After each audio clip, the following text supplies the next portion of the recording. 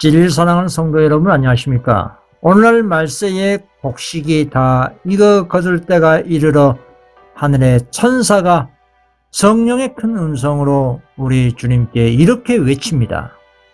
계시록 14장 15절입니다. 또 다른 천사가 성전으로부터 나와 구름 위에 앉은 이를 향하여 큰 음성으로 외쳐 이르되, 당신의 낯을 휘둘러 거두소서. 땅의 곡식이 다 익어 거둘 때가 이르렀습니다 하니, 이 말씀은 말세에 계시록 14장에 새 천사의 기별이 전파된 후에, 그러니까 1844년 이후 셋째 천사가 파송된 이후 지구촌이 난 이 큰 포도원에 하나님의 곡식이 익어 추수가 이루어지고 있다는 것을 알려주고 있는 말씀입니다. 하나님께서 이 지구촌에 살고 있는 모든 인류에게 보내주신 추수의 기별인 것입니다. 새 천사의 기별을 단계적으로 마음에 받아들이고 깨달아 실천하는 사람은 분명히 그 영혼의 품성이 무르익을 수밖에 없는 것입니다. 완전한 진리의 사실로 순서적으로 연결되어 있는 이 새 기별들은 하나님의 백성들에게 파치됩니다. 파치된다는 말은 이 기별들을 이해하고 받아들이는 사람은 사단의 수많은 미혹에 빠지는 일이 없다는 것입니다. 어떻게 사단의 수많은 미혹에 빠지는 일이 없을까요? 특히 오늘날 셋째 천사의 기별 가운데 단순히 안식일 진리만 받아들이고 첫째, 둘째 천사의 기별의 경험 없는 수많은 사람들은 사단에게 지배당할 매우 위험한 상황에 처해 있는 것입니다. 이 세 기별들은 순서적으로 연결되어 있고 철저한 회개와 거듭남과 성화와 완전함으로 나아가도록 되어 있는 실제적인 경건의 경험이고, 하늘의 온전한 신임장이요 성령이 풍성히 수반되는 그런 기별인 것입니다. 계시록 14장 9절에서 10절입니다. 또 다른 천사 곧 셋째가 그 뒤를 따라 큰 음성으로 가로되, 만일 누구든지 짐승과 그의 우상에게 경배하고 이마에나 손에 표를 받으면 그도 하나님의 진노의 포도주를 마시리니 그 진노의 잔에 섞인 것이 없이 부은 포도주라. 거룩한 천사들 앞과 어린 양 앞에서 불과 유황으로 고난을 받으리니. 이 셋째 천사는 하나님의 마지막 기별을 온 인류에게 전하는 가장 힘센 천사입니다. 기별의 내용은 개국 이래 가장 두려운 경고가 담긴 짐승의 표를 받지 말라는 그런 기별입니다. 만일 누구든지 짐승과 그의 우상에게 경배하고 이마에나 손에 표를 받으면 하나님의 진노의 포도주를 마시게 될 것이라는 것입니다. 짐승의 표라는 것은 하나님의 계명 대신 인간의 계명, 이를 법령에 고의적으로 굴복하는 사람에게는 구원을 잃고 둘째 사망당한다는 강력한 경고를 하고 있는 것입니다.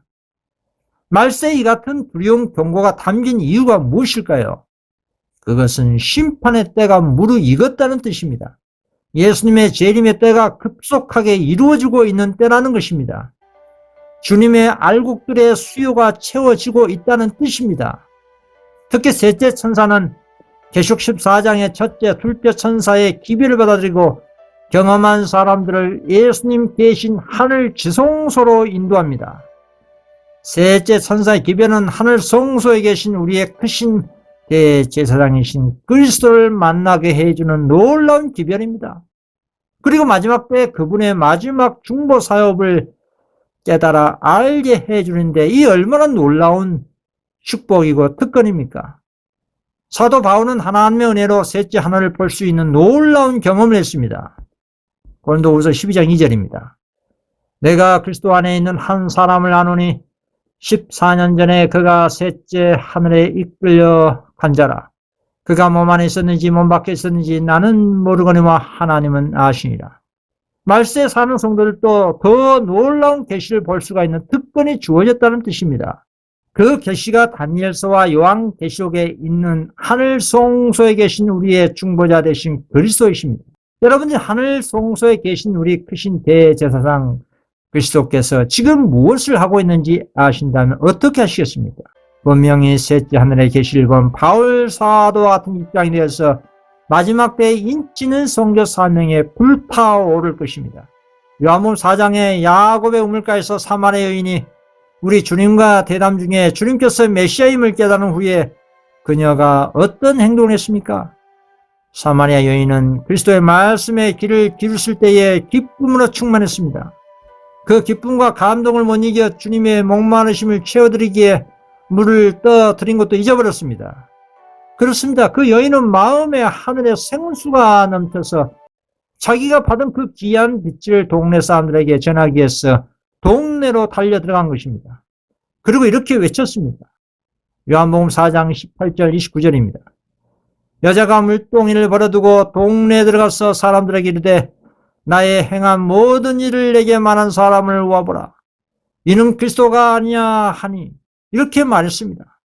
그리고 동네 사람들은 변화된 그 여인을 보고 예수를 보려는 마음이 생겼습니다. 그리고 동네 사람들은 동네에서 나와서 생수의 근원이신 그리스도께 급하게 달려 나온 것입니다. 이 얼마나 놀라운 모습입니까?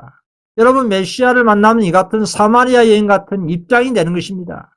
이 여인은 예수님의 제자들과 유대인들이 사람 취급하지 않은 이방인 사람이었습니다. 그러나 우리 주님께서는 남녀노소 빈부귀천 지고와 무식한 자 유식한 자 인종차별 없이 당신의 생수를 주시기를 갈망하신 것입니다. 그 생수를 맛본 자는 자기 혼자 그 하늘의 생수를 맛보지 않습니다.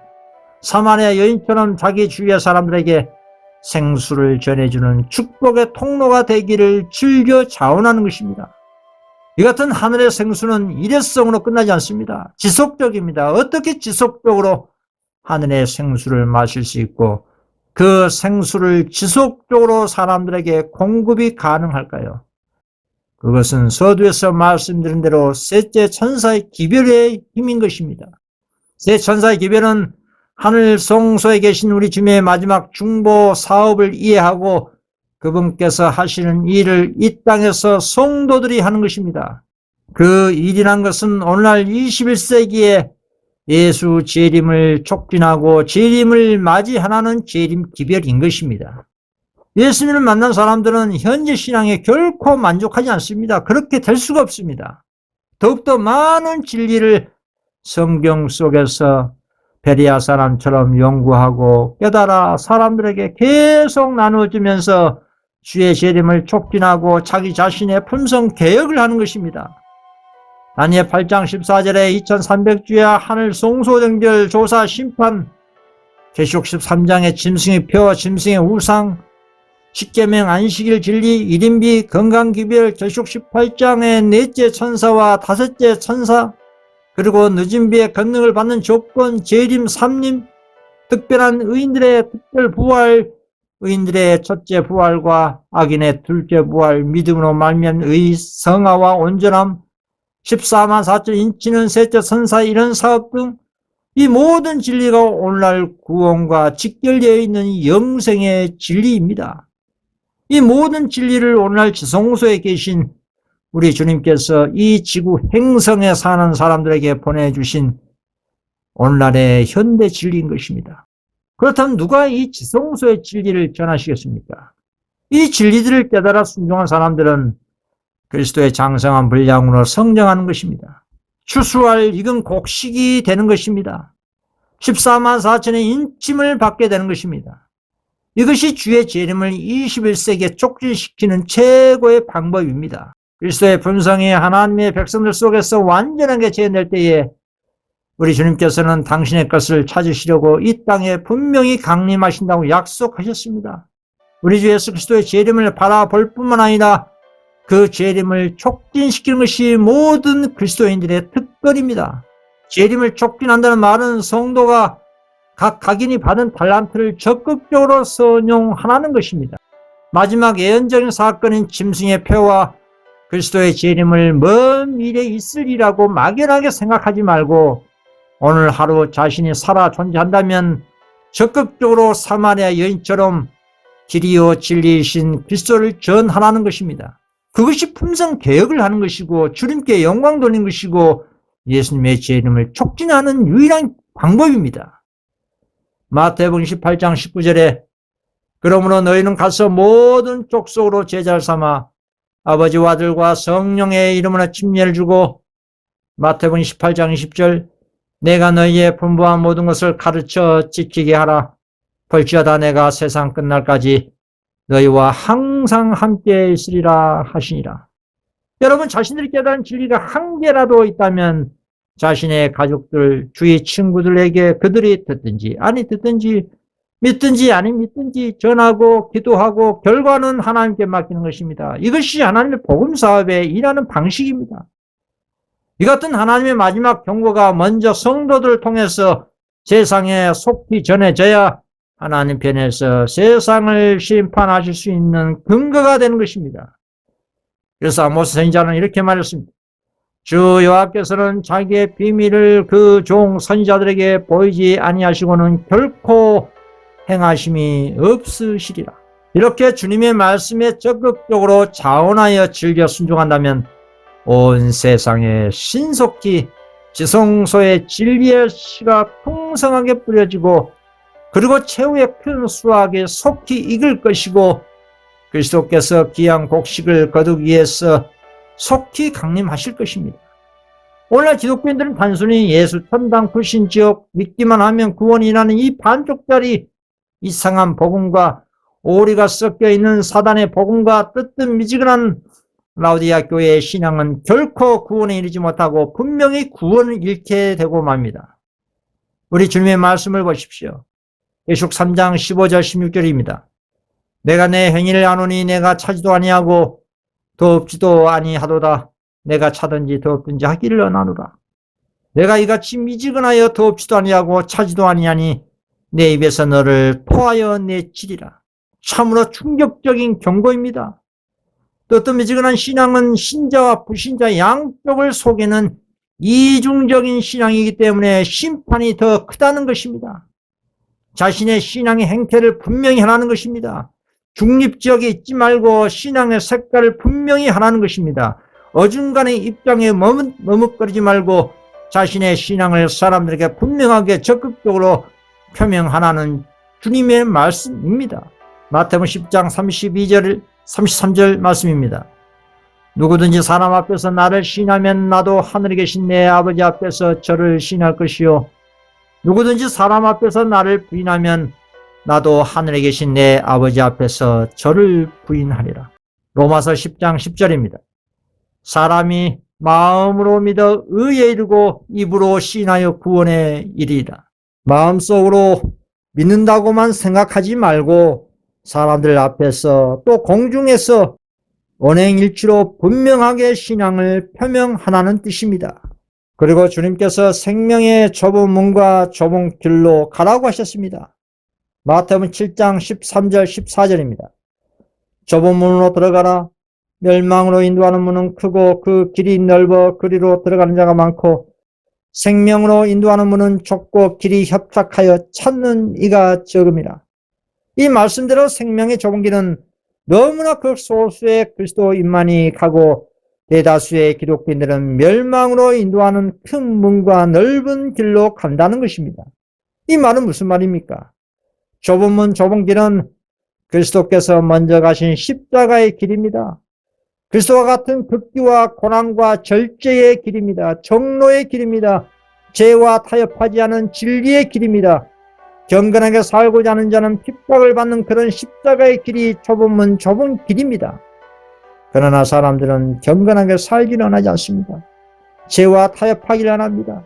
육신적으로 편하게 살기를 바라기 때문에 주님께서 하신 진리의 언칙과 자기를 부인하는 십자가의 길을 가지 않으면서 구원받기를 원합니다.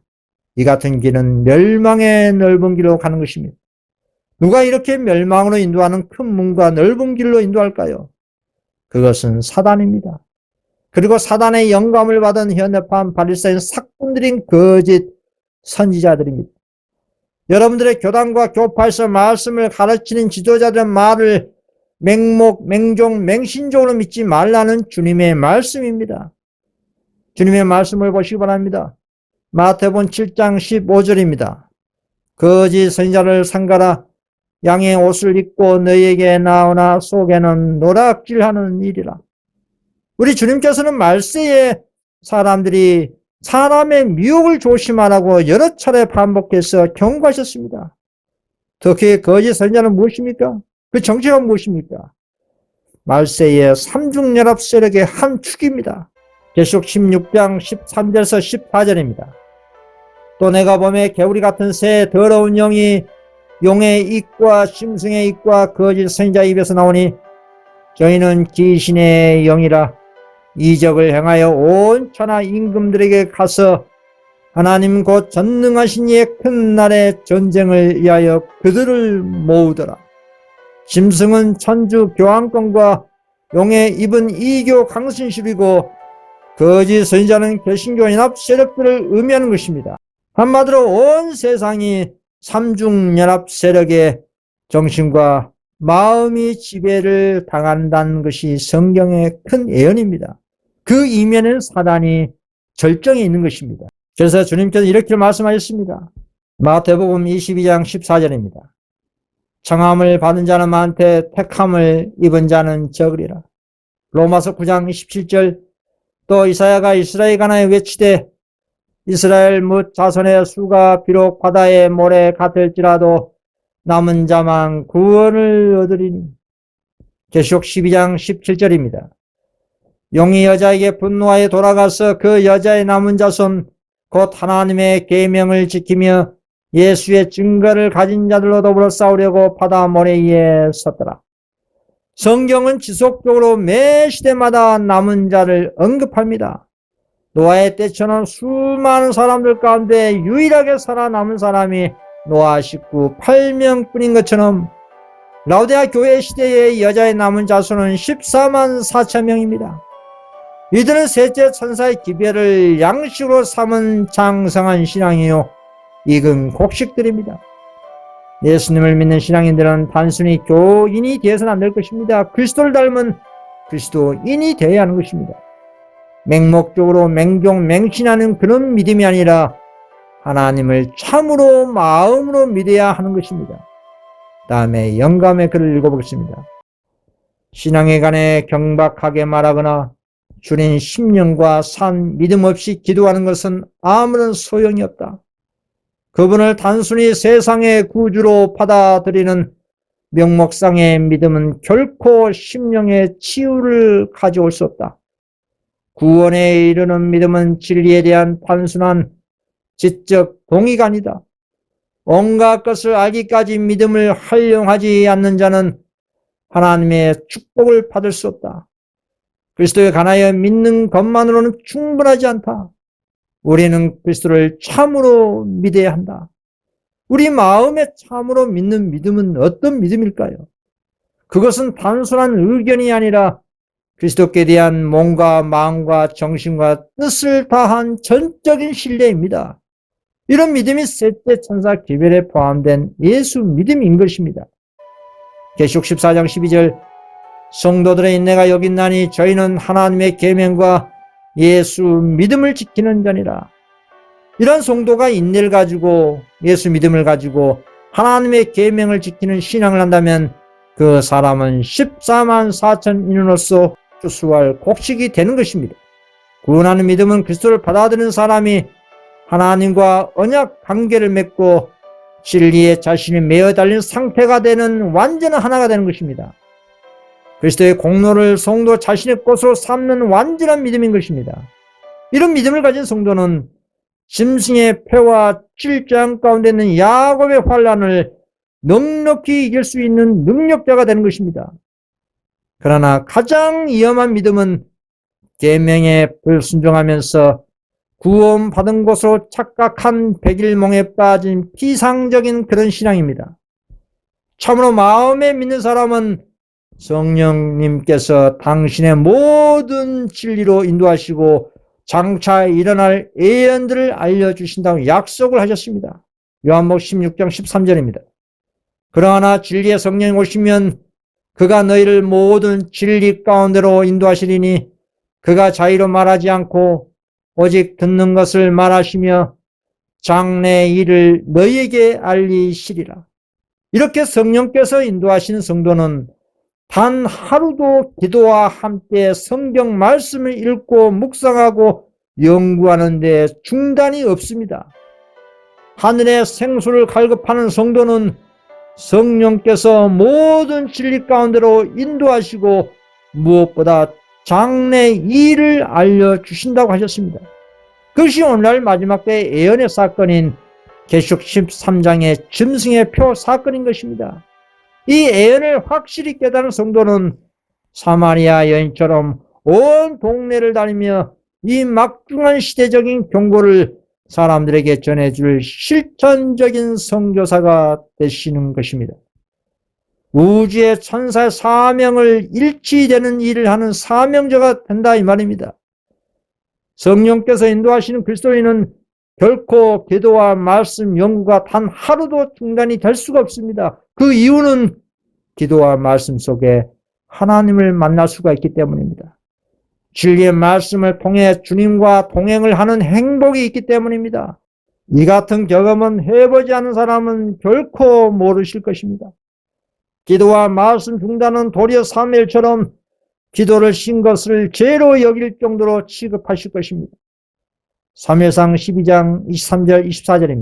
나는 너희를 위하여 기도하기를 쉬는 죄를 여호와 앞에 결탄코 범치 아니하고 선하고 의로운 도로 너희를 가르칠 것인즉 너희는 여호와께서 너희를 위하여 행하신 그 큰 일을 생각하여 오직 그를 경외하며 너희의 마음을 다하여 진실이 섬기라.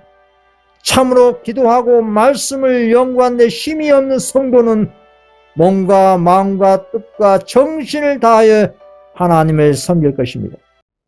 이렇게 마지막 때의 여자의 남은 자손들은 전 세계적으로 여기 조금 저기 조금 흩어져 있지만 그들은 오늘날 전체적인 현대 진리로 온전히 연합되어 있습니다. 교단과 교파에 소속된 사람들은 인간의 관점으로 볼 때는 잘 이해가 안 될 신앙인들입니다. 왜냐하면 이 사람들은 인간의 교단의 가르침이 아니라 성령님과 하나님의 진리의 말씀에 따라가는 여자의 남은 자손들이기 때문입니다. 다음에 말씀을 보겠습니다. 계시록 14장 4절입니다. 이 사람들은 여자로 더불어 더럽히지 아니하고 정절이 있는 자라. 어린 양이 어디로 인도하든지 따라가는 자며 사람 가운데서 구속을 받아 처음 익은 열매로 하나님과 어린 양에게 속한 자들이니 성령께서는 셋째 천사의 기별로 당신의 전체적인 모든 진리로 여자의 남은 자손을 인도하시는 것입니다. 이 사람들이 마지막 때의 곡식이 익어 추수당할 14만 4천인 것입니다. 다음에 영감의 글을 읽어보겠습니다. 재림 신도라고 공언하는 여러 다른 종파들이 각각 부분적인 진리를 가지고 있긴 하지만 전체적인 진리는 하나님께서는 당신의 날을 위하여 준비하고 있는 그의 자녀들에게 주셨다. 그는 또 다른 종파들이 알지도 못하고 이해하지도 못할 진리를 그들에게 주셨다. 주님께서는 그들에게 받아두신 일들을 그것을 알고 이해할 수 있는 이들에게 열어놓으셨다. 만일 하나님께서 전해줄 새로운 빛을 가지고 계신다면 그분은 그것을 그의 택하고 사랑하신 자들이 이해할 수 있도록 해 주실 것이다. 그들이 깨우침을 받기 위하여 어두움과 오륙 가운데 빠져있는 자들에게 가서 듣도록 하지 않으실 것이다 했습니다. 그렇습니다. 예수 재림을 위해 준비하고 있는 여자의 남은 자손은 전체적인 진리를 주님께로부터 받은 그런 사람들입니다. 이들은 어느 특정 종파에 소속되어 있거나 그런 종파에 들어가서 배우는 것이 아니라 오직 성령께서 인도하셔서 진리를 깨달아 알게 해 주십니다. 이런 사람들은 전 세계적으로 매우 극소수입니다. 이 여자의 남은 자손은 셋째 천사의 기별을 공중에 전파하는 우주 천사와 일치하게 활동하는 그런 성도들이라는 것입니다. 다음에 영감의 글을 읽어보겠습니다. 천사들은 공중을 날면서 경고의 기별을 세상에 선포하는 것으로 표상되었으며 이 지구 역사의 마지막 날에 살고 있는 백성들에게 직접적인 관계가 있는 것이었다. 그러나 이 기별들은 하늘나라의 우주와 일치하게 활동하는 하나님의 백성들을 표상하는 상징이므로 아무도 이런 천사들의 음성을 들은 자가 없다. 하나님의 영으로 말미암아 깨우침을 받고 진리로 성화된 남녀들은 차례를 따라서 이 세 가지 기별들을 선포할 것이다 라고 했습니다. 이들은 바벨론 가운데 지금도 남아있지만 단계적으로 진리를 연구하고 깨달아 나오게 될 것을 성경은 예언하고 있습니다. 계시록 14장의 새 천사의 등장과 이후 계시록 18장의 넷째 천사와 최후의 다섯 번째로 내려온 수많은 천사들이 내려왔습니다. 이 같은 천사들의 활동 모습은 세월이 지날수록 바벨론 가운데 있는 성실한 성도들의 깨달음의 수준이 더 향상되고 있음을 알려주고 있는 것입니다. 그리고 셋째 천사의 기별이 전 세계적으로 더 확장되는 모습에 다음에 계시의 말씀을 통해 확인할 수가 있습니다. 그 힘있는 천사를 돕기 위하여, 여기서 힘있는 천사란 계시록 18장 1절에 다른 천사인 네 번째로 내려온 천사를 말하는 것입니다. 그 힘있는 천사를 돕기 위하여 하늘에서 많은 천사들이 내려왔고, 이 많은 천사들이 내려왔다는 것은 계시록 18장에 다른 음성으로 표현된 다섯 번째로 내려온 천사를 표현한 말입니다. 나는 여러 곳에서 다음과 같은 소리를 들었다.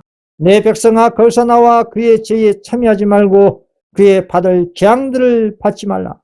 그 죄는 하늘에 사무쳤으며 하나님은 그의 불의한 일을 기억하신지라. 이 기별은 마치 반중 소리가 1844년에 둘째 천사의 기별에 연함했듯이 셋째 천사의 기별에 추가된 것처럼 보였다. 하나님의 영광이 그 참고 기다린 성도들 위에 임하자 그들은 바벨론이 무너졌다고 외치고 하나님의 백성을 불러 그 가운데서 나와 그 두려운 형벌을 피하라고 담대하게 최후의 엄숙한 경고를 전했다. 계시록 18장의 다른 천사인 넷째 천사를 도와주기 위해서 하늘에서 수많은 천사들이 다섯 번째로 내려왔습니다. 다섯 번째로 내려온 이 천사들은 한 명의 천사가 아니라 수많은 천사들로 내려온 것입니다. 이 다섯 번째로 내려온 수많은 천사들이 하는 일이 무엇이겠습니까? 내 백성아, 거기서 나와 그의 죄에 참여하지 말고 그의 받을 재앙들을 받지 말라.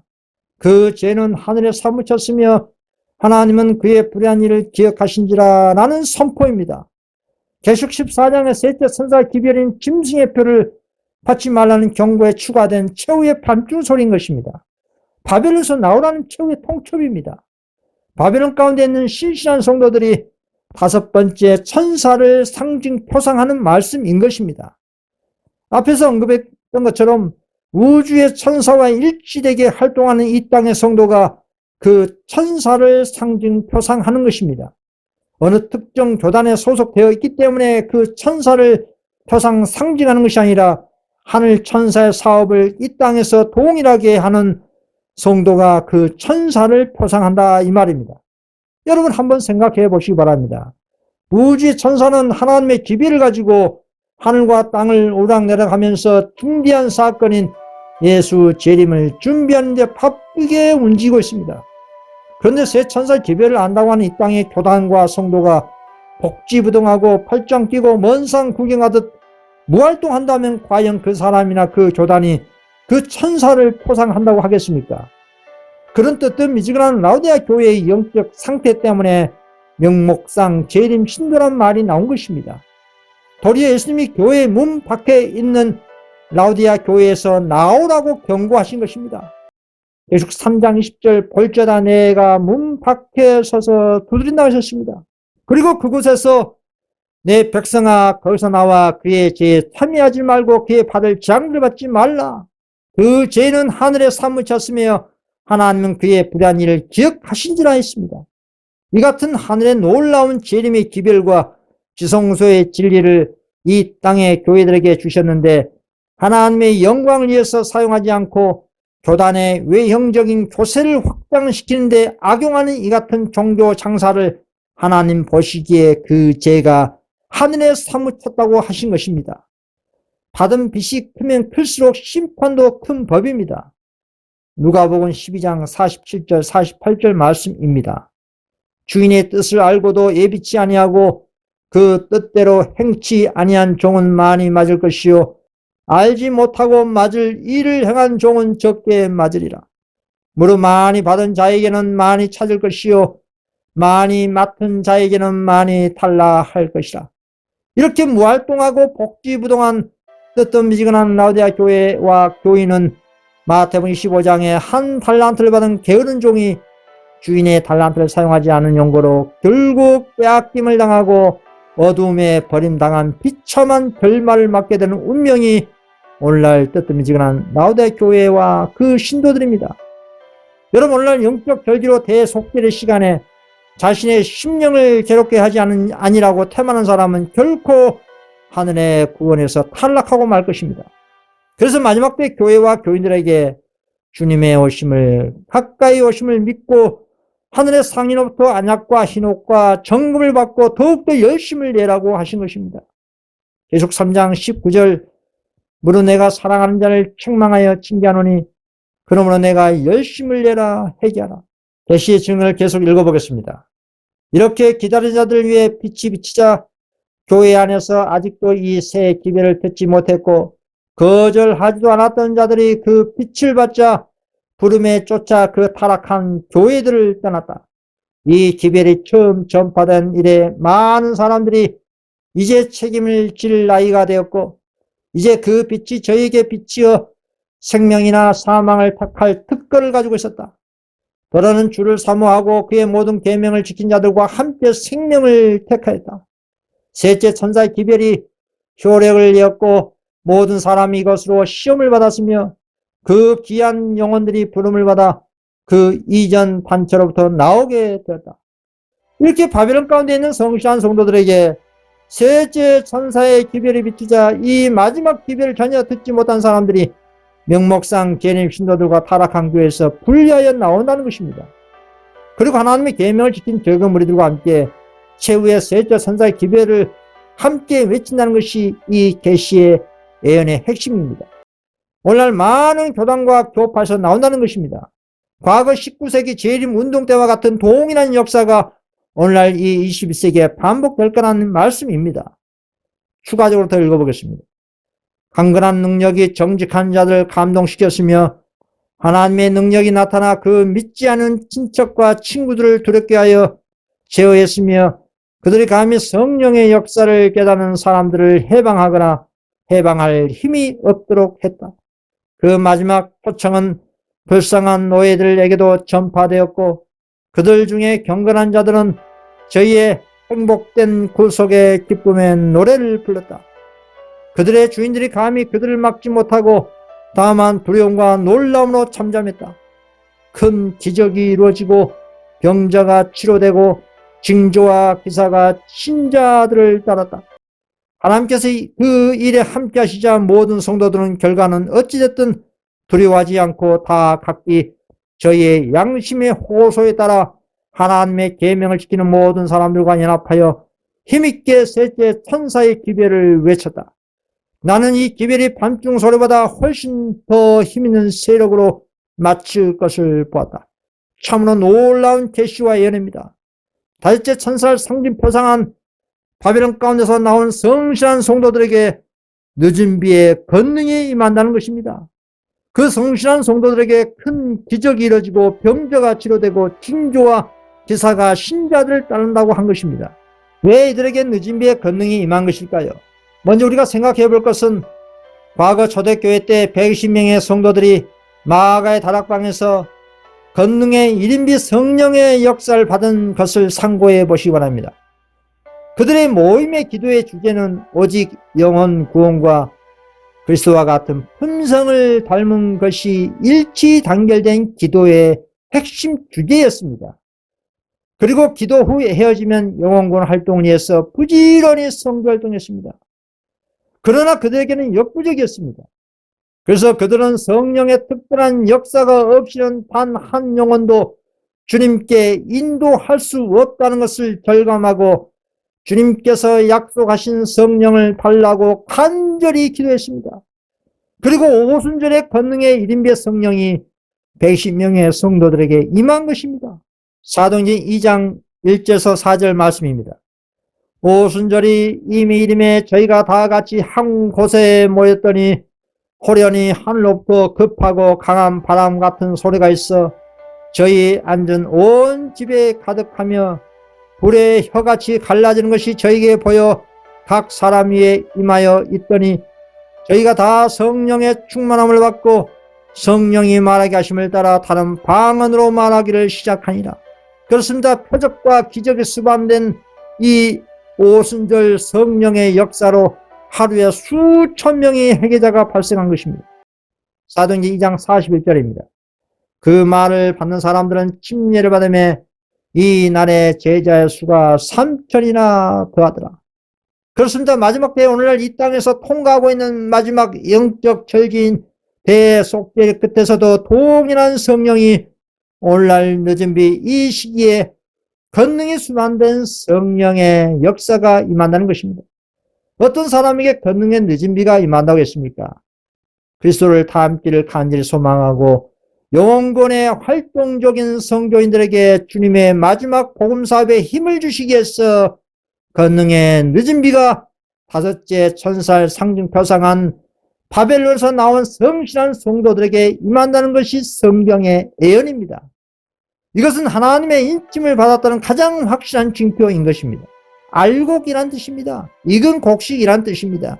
14만 4천여석 회수된 가장 확실한 증거인 것입니다.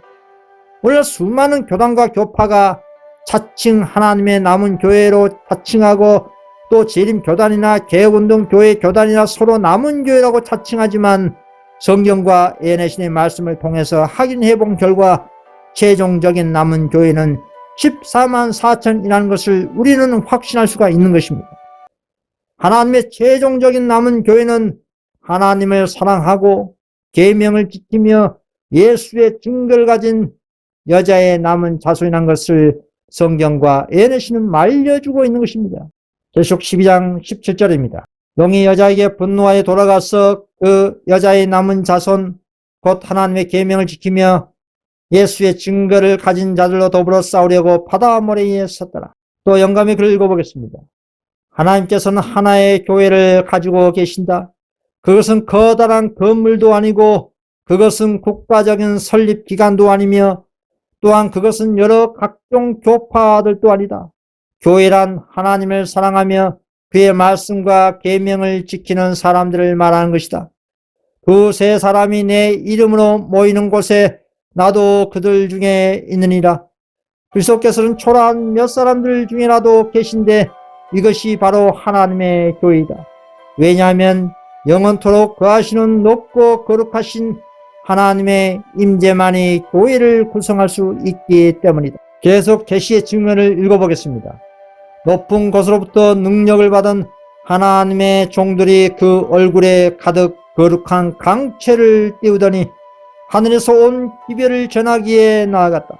여러 종교 단체들 가운데 흩어져 있던 사람들이 그 부름에 응하고 롯이 소돔이 멸망하기 전에 도망하여 나온 것처럼 그 운명 지어진 교회들로부터 급히 나왔다.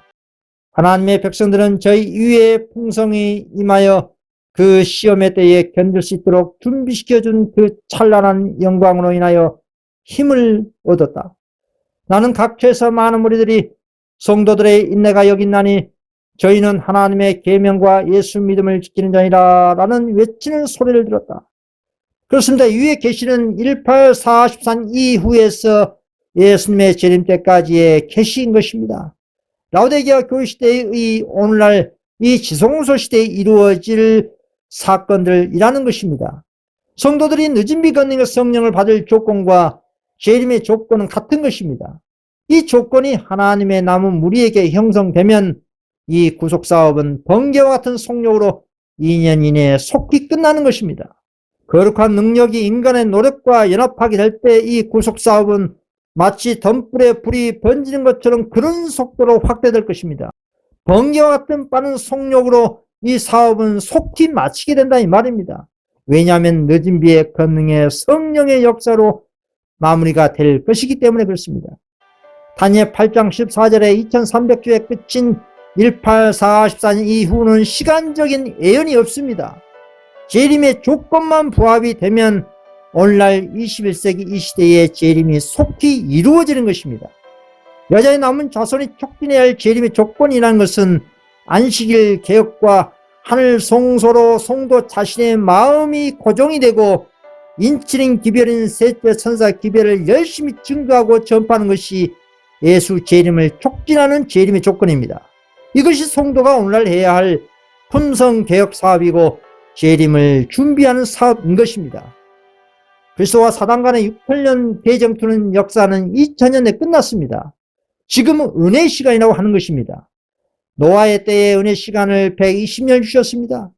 주님께서는 100년이라는 한 세대를 은혜의 시간을 주셨습니다. 마찬가지로 오늘날 마지막 때에 지금도 100년이라는 은혜의 시간을 주신 것입니다.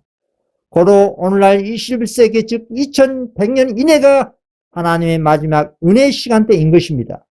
우리 주님께서는 마태복음 24장에서 제자들에게 마지막 때 여러 가지 재림의 징조인 천재지변을 비롯해서 거짓 선지자와 사람의 미혹을 경고하시면서 이렇게 말씀하셨습니다. 마태복음 24장 34절입니다. 내가 진실로 너에게 말하노니 이 세대가 지나가기 전에 이 일이 다 이루리라. 그렇습니다. 1844년 이후는 항상 주님의 재림의 시간대이기 때문에 성도들은 준비하는 것이 아니라 이제는 완전히 준비가 되어 있는 상태여야 하는 것입니다. 21세기는 재림의 시간대입니다. 한 세대 즉 100년 단위로 은혜 시간을 주시고 재림의 조건이 조성되면 속히 사업은 마쳐지는 것입니다. 짐승의 표인 일월 법령을 하나님께서 허락하신 이유는 이미 하나님 보시기에 14만 4천 수요가 찼기 때문입니다. 왜냐하면 이 짐승의 표 환란은 결코 장성한 자의 믿음이 아니고서는 결코 통과할 수 없는 사단의 그런 최후의 시험인 것입니다. 여러분 지금 은혜 시간대에 안식일에 교회당에 출석한다고 해서 누가 핍박합니까? 그러나 이를 법령이 제정이 되어 공식적인 법정 경배일로 지정해서 이 첫째 날에 경배드리지 않는다면 당국에서는 점진적으로 벌금과 투옥과 사형 선고를 내립니다. 과연 그런 핍박을 몇 명이나 감당할까요? 거의 없습니다. 세상의 모든 사람들과 대다수 재림 신도들은 세상의 권력에 굴복합니다. 오직 14만 4천 명만 그 짐승의 표를 거절한다는 것이 성경의 예언입니다. 계시록 15장 2절 3절입니다. 또 내가 보니 불이 섞인 유리바다 같은 것이 있고 짐승과 그의 우상과 그의 이름의 수를 이기고 벗어난 자들이 유리바닷가에 서서 하나님의 검은고를 가지고 하나님의 종 모세의 노래 어린 양의 노래를 불러 가로되 주 하나님 곧 전능하신 이시여 하시는 일이 크고 기이하시도다. 만국의 왕이시여 주의 길이 의롭고 참되시도다. 하늘 유리바다 같은 곳에서 짐승과 그의 우상과 그의 이름의 수를 이기고 벗어난 자들이 하나님의 검은고를 가지고 모세의 노래 어린 양의 노래를 부르는 승리자가 누구라고 했습니까? 다음에 말씀을 보시면 확인할 수가 있습니다. 계시록 14장 1절에서 3절 말씀입니다. 또 내가 보니 어린 양이 시온산에 섰고 그와 함께 14만 4천이 섰는데 그 이마에 어린 양의 이름과 그 아버지의 이름을 쓴 것이도다. 내가 하늘에서 나는 소리를 들으니 많은 물소리도 같고 큰 내성도 같은데 내게 들리는 소리는 검은고 타는 자들의 그 검은고 타는 것 같더라. 저희가 보좌와 내 생물과 장로들 앞에서 새 노래를 부르니 땅에서 구속함을 얻은 14만 4천인 밖에는 이 노래를 배울 자가 없더라. 14만 4천 명이란 특별한 성도들이 검은 것 타고 새 노래를 부른다고 하는 것입니다. 이들의 새 노래는 하나님의 은혜의 힘으로 사단과 자신의 자아와 세상을 이긴 경험의 노래입니다. 세상의 모든 기독교단과 교파들은 사단과 더불어 한편이 되었지만 이 적은 무리들은 오직 타락한 교회와 달리 하나님의 계명과 예수의 증거를 가지고 끝까지 그리스도 편에서 선 충성스러운 여자의 남은 자손이라고 하는 것입니다. 그래서 계시록 14장 4절에 이 사람들은 여자로 더불어 더럽히지 아니하고 정절이 있는 자라. 어린 양이 어디로 인도하든지 따라가는 자며 사람 가운데서 구속을 받아 처음 익은 열매로 하나님과 어린 양에게 속한 자들이라고 말하고 있습니다. 14만 4천인은 1844년 이후 셋째 천사의 기별로 양식을 삼아 성장한 장성한 자들의 신앙인들입니다. 세상의 모든 교단과 교파들은 사단의 정신에 부속되었지만 유일하게 사단의 재산권을 거절한 사람들이 최후의 알곡들인 14만 4천입니다. 이들은 어린 양과 하나님께 속한 자들이라는 것입니다. 이 사람들에게는 그 입에 거짓이 없고 흠이 없는 자들이라고 했습니다. 어떻게 이 최후의 알곡들 14만 4천인에게 그 입에 거짓이 없고 흠이 없을까요? 이 사람들은 사람과 교단으로부터 가르침을 받는 사람들이 아닙니다. 과거 예수님의 제자들이 그리스도를 추종하여 배운 것처럼 마지막 때 이 적은 무리들도 오직 진리의 말씀을 통해 역사하시는 성령께로부터 모든 진리 가운데로 인도함을 받고 가르침을 받았기 때문입니다. 그래서 이 사람들은 하나님 앞에 죄를 지을 바에 차라리 죽는 것이 더 낫다고 여기는 사람들입니다. 하나님께 영광 돌리지 못하고 사단과 죄와 세상에 굴복할 바에 차라리 죽는 것이 더 낫다고 여기는 마지막 그리스도의 군사들인 것입니다. 이 사람들은 우주적인 선악간의 대쟁투를 간파하고 자신의 개인적인 구원에 치중하지 않습니다. 오직 예수님의 재림의 조건을 조성하고 주님의 재림을 세상에 경고하고 준비하는 심리의 여왕 같은 입장에 있는 광야에서 외치는 소리와 같은 그런 존재들입니다. 이들이 짐승의 표와 7장 가운데 야곱의 환난을 통과할 하나님의 마지막 대리자들입니다. 사단과의 최후의 일전을 벌인 이 사람들은 하나님의 굴속의 계획을 잘 알기 때문에 세상의 모든 것을 다 배설물로 여기고 오직 예수님의 발자취만 따라가는 사람들인 것입니다. 하나님께서는 왜 14만 4천 명 이 적은 무리들을 대환란에 던져 놓으실까요? 다시 말씀드리자면 사단과 최후의 일전을 벌일 장성한 자들이기 때문입니다. 여러분, 욥의 경우와 매치시켜 생각해 보시기 바랍니다. 욥은 아무 까닭 없이 사단으로부터 참소를 당했습니다. 어떤 참소를 당했습니까? 주님께서 여기저기 돌아다닌 사단에게 어디를 돌아다니다 왔느냐라고 묻자 사단이 땅을 여기저기 살펴보고 오는 길입니다 라고 대답했습니다. 사단은 하나님의 계명을 순종하는 경건한 성도를 유심히 관찰을 합니다. 그래서 주님께서 사단에게 내 종 욥도 유심히 보고 왔느냐라고 말씀하신 것입니다. 욥기서 1장 8절입니다. 여호와께서 사단에게 이르시되 내가 내 종 욥을 유의하여 보았느냐. 그와 같이 순전하고 정직하여 하나님을 경외하며 악에서 떠난 자가 세상에 없니라. 참으로 놀라운 말씀입니다. 욥은 하나님을 경건한 두려운 마음으로 섬기며 사람인지라 악한 짓은 아예 거들떠 보지도 않는다고 주님께서 사단에게 말씀하신 것입니다. 그러자 사단이 주님께 하는 말이 무엇이었습니까? 욥기서 1장 9절 10절입니다. 사단이 여호와께 대답하여 가로되 욥이 어찌 까닭 없이 하나님을 경외하리까? 그와 그 집과 그 모든 소유물을 사늘로 두르심이 아닙니까? 주께서 그 손으로 하는 바를 복되게 하사 그 소유물로 땅에 널리게 하셨습니다. 사단이 이렇게 주님께 반문한 것입니다. 욥이 아무런 까닭도 없이 하나님을 경외하며 사는 것입니까?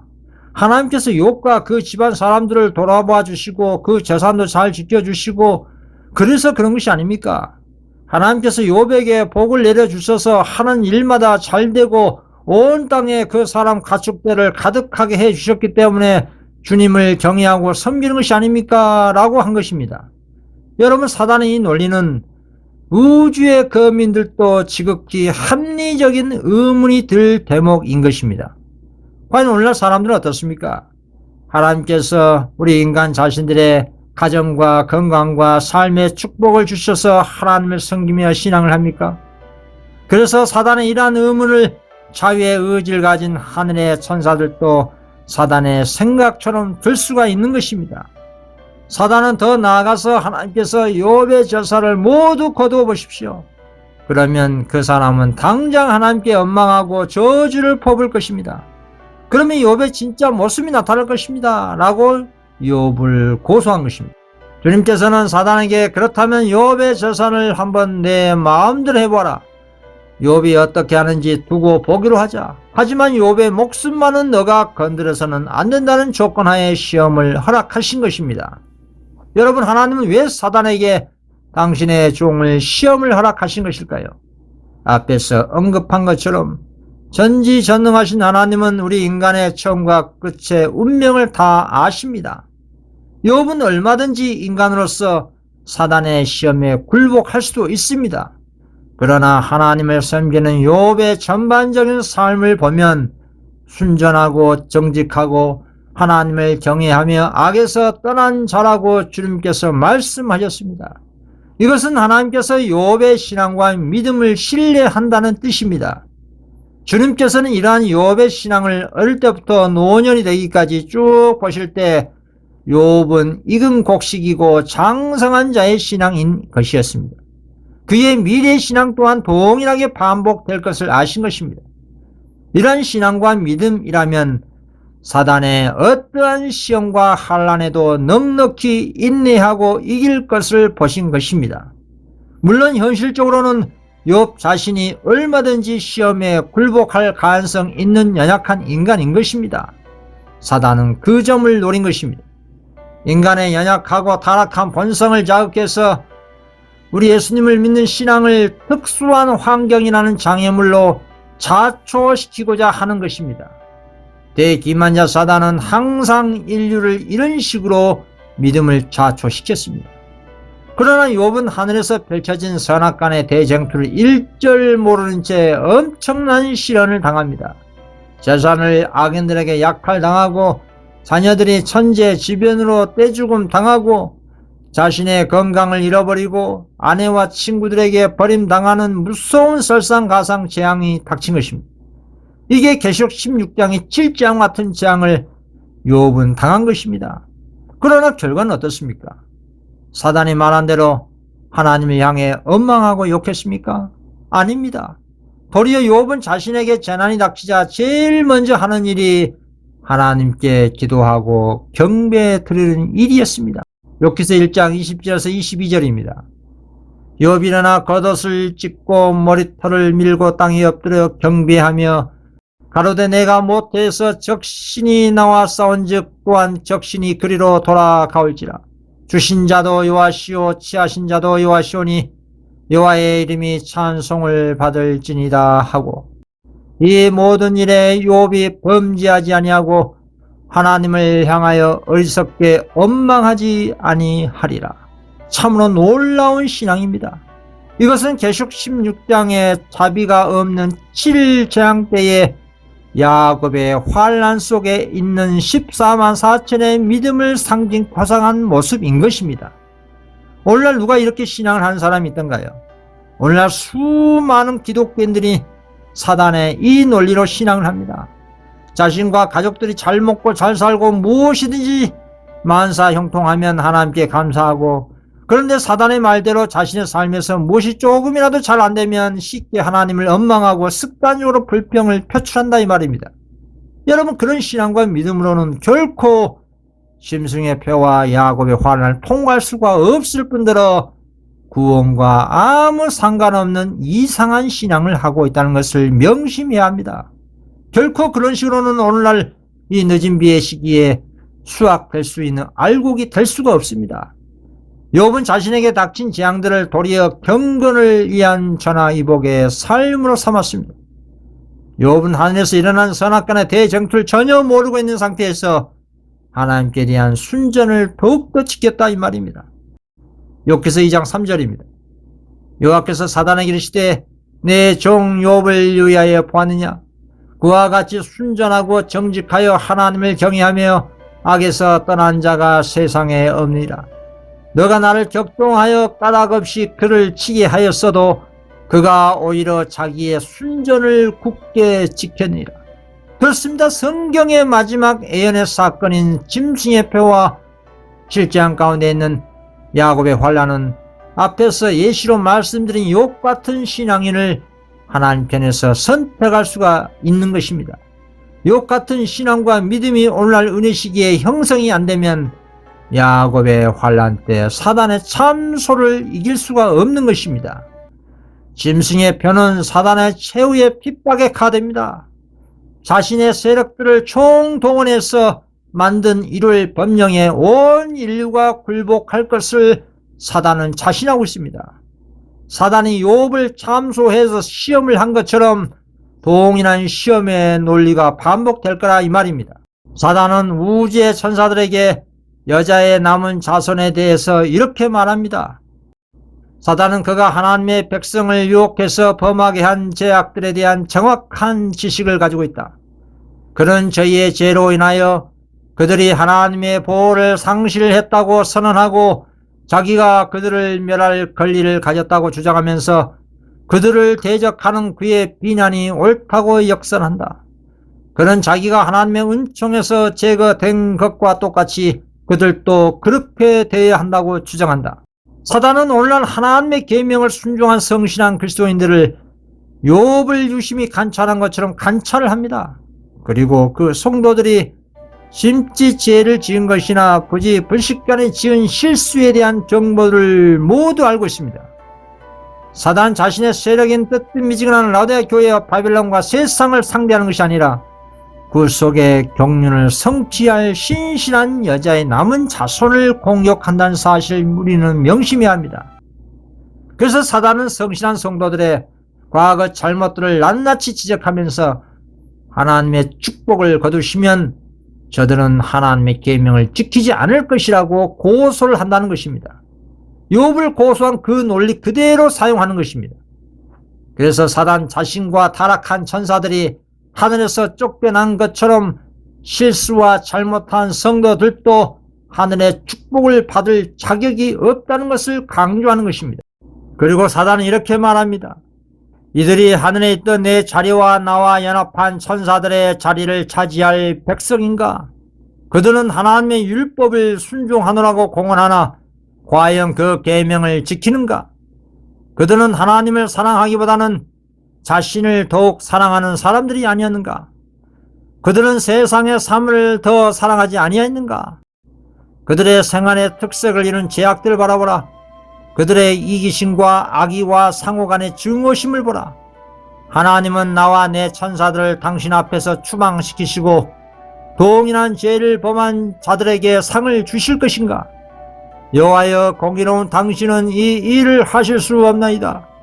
공의는 그들에게 내를 선고를 요구한다 라고 고소를 하는 것입니다. 분명히 사단의 말대로 이 땅의 하나님의 성도들은 실수와 잘못과 계명을 지키지 않은 죄의 전력이 너무나 헤아릴 수 없이 많습니다.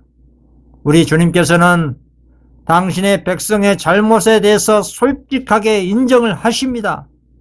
그러면서 당신의 성도들을 이렇게 용어하십니다. 다음에 말씀을 읽어보겠습니다.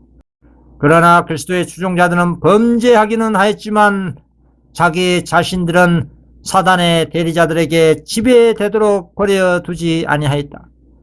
그들은 저희 죄를 회개하고 겸손과 참여하는 마음으로 주님을 찾고 그들의 주님이신 거룩한 대언자께서는 그들을 위하여 호소하신다. 그들의 배의 망독으로 몹시 욕을 당하셨으나 그들의 죄와 회개를 아시는 주께서는 사단아, 여호와께서 너를 꾸짖으시니라. 나는 이 영혼들을 위하여 내 생명을 주었노라. 그들은 내 손바닥에 새겨져 있다. 그들의 품성이 불완전하고 저희 노력이 실패했을지라도 그들은 회개하였고 나는 그들을 용서하고 간합하였노라 라고 말씀하신다. 그렇습니다. 주님의 자녀들이 범죄를 했지만 그렇다고 해서 사단처럼 고의적으로 범죄의 길을 계속 가지는 않았다 이 말입니다. 자신들의 마음을 사단에게 맡기지 않았습니다. 의지를 성령님께 두고 옳게 사용했다 이 말입니다.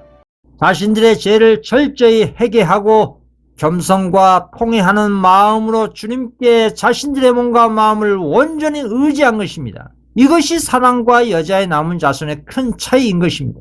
그래도 사단의 편에서는 납득할 수가 없는 것이었습니다. 왜냐하면 사단 자신이 볼 때는 계명을 지키는 성도들의 품성이 사단 자신이 하늘에 있었던 그 자리에 적합한 사람들이 아니었기 때문입니다.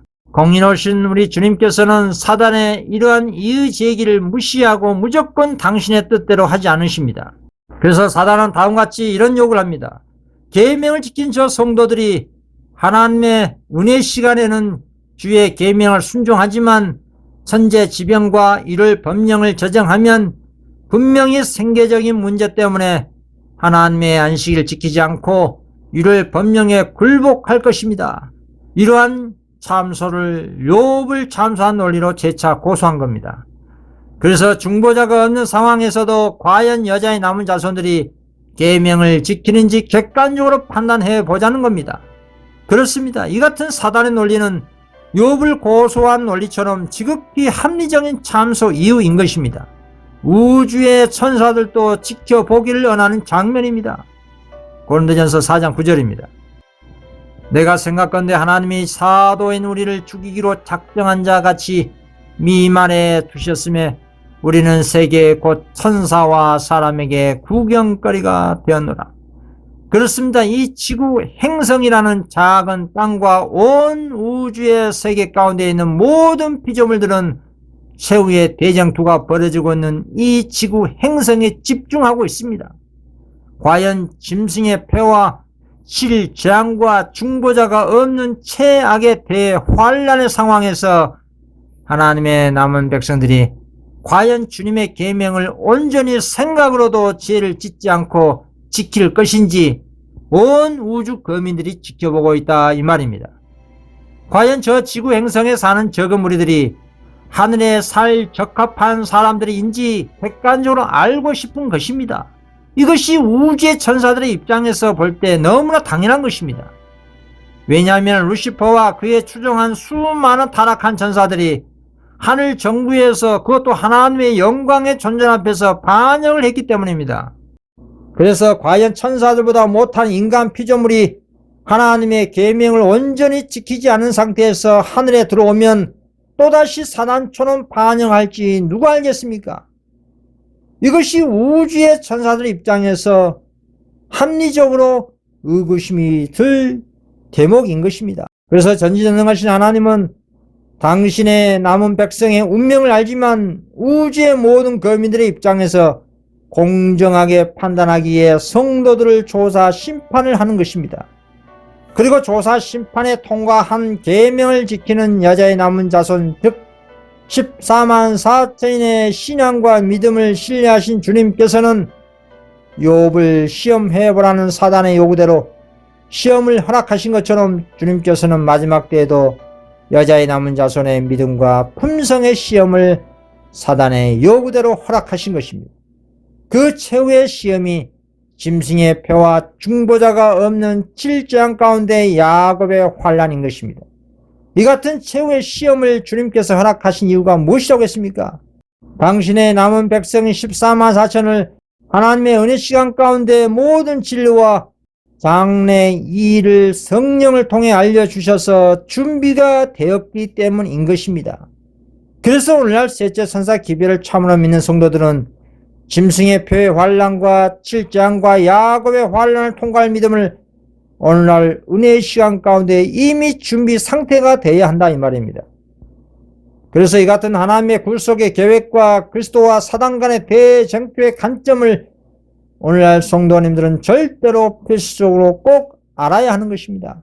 단순히 자신의 개인적인 구원의 문제로 신앙을 해서는 안 될 것입니다. 우주적인 선악간의 대쟁투를 속히 종식시킨다는 마음으로 신앙을 해야 하는 것입니다.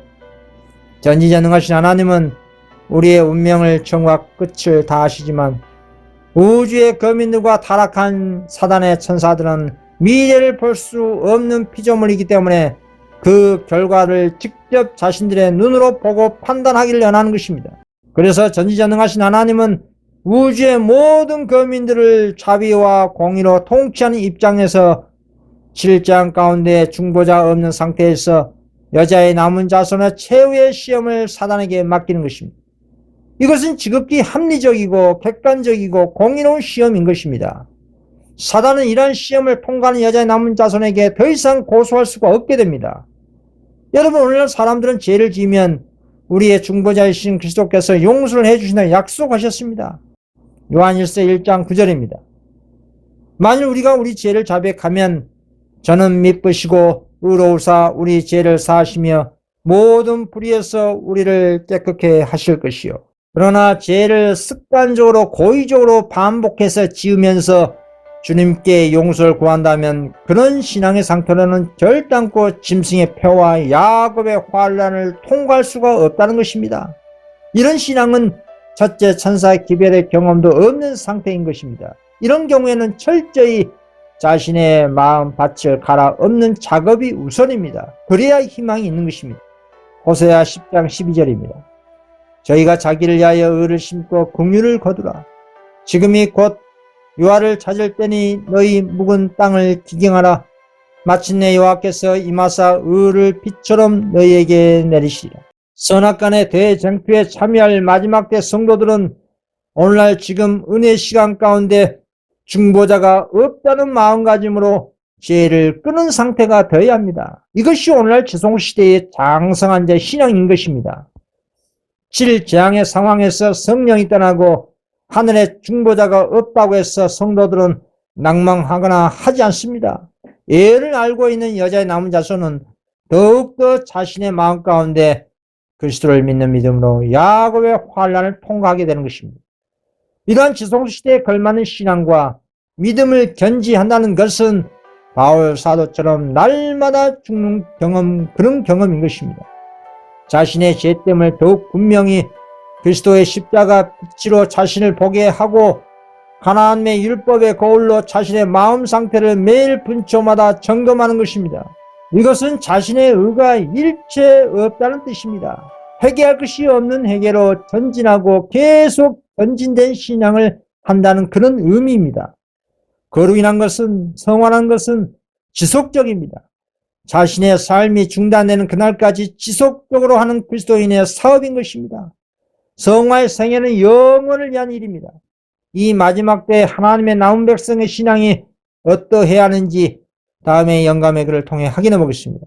그대가 그리스도의 정신 곧 다른 사람들에 대한 이기심 없는 사랑의 정신과 그들을 위해 수고를 아끼지 않는 정신을 받아들일 때 그대는 자라나게 되고 열매를 맺게 될 것이다.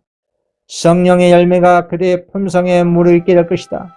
그리하여 그대의 믿음이 더욱 굳어지고 그대의 신념이 더욱 확고해져서 그대의 사랑이 온전하게 될 것이다. 순결하고 고상하고 사랑스러운 모든 것 가운데서 그대는 점점 그리스도의 형상을 더욱 많이 반사하게 될 것이다. 성령의 열매는 사랑과 희락과 화평과 오래 참음과 자비와 양성과 충성과 온유의 절제이다. 열매가 익으면 곧 낫을 대나니 이는 추수 때가 이르렀습니다. 그렇습니다. 영혼에 대한 이기심 없는 베푸는 사랑의 정신이 하늘에 살 적합한 성화의 품성인 것입니다. 사단은 이런 베푸는 성화의 사랑보다 자신이 하나님보다 더 높임을 받기를 원하는 교만과 이기심 때문에 자신을 하늘에서 추방시킨 것입니다. 셋째, 천사의 기별을 믿는 성도가 이기심 없이 복음 사명을 이행할 때 그 사람의 정신은 자신도 모르게 그리스도의 형상으로 꼴지어져 가는 것입니다. 이런 끊임없는 품성 개혁을 하는 사람들은 자신의 무가치함을 더욱더 절감하게 되실 것입니다. 누가복음 17장 10절입니다. 이와 같이 너희도 명령받은 것을 행한 후에 이르기를 우리는 무익한 종이라 우리의 하여야 할 일을 한 것뿐이라 할지니라.